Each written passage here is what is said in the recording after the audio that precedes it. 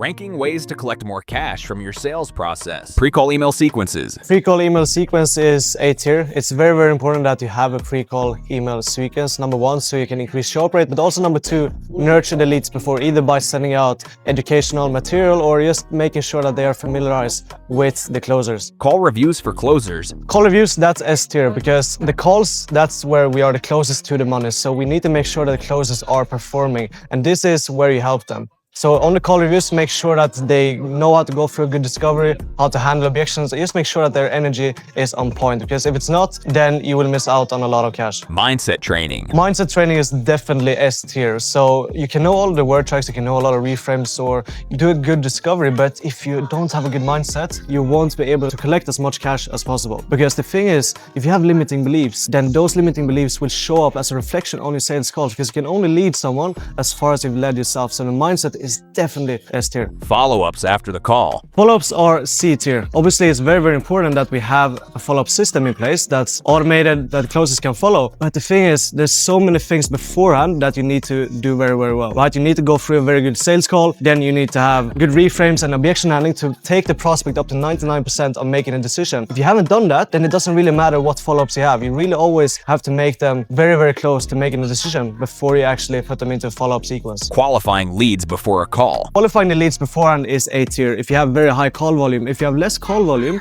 I wouldn't emphasize that as much, because then it's all about getting the reps in. But if you have very high call volume, it's very important that we prioritize the time and the energy of the closers. They don't want to waste time on people that are not qualified. Speed to lead. Speed to lead is definitely A tier. It's very, very important that the setters are very quick on calling the leads whenever they come in. In my teams, we always aim to call them within 5 minutes, because the longer you wait, the lower the response rate, and the lower the response rate, the less set calls you will have. Then the less set calls, the less closing calls you will have. So it's a very, very important part of the sales process. Speed to lead, definitely A tier.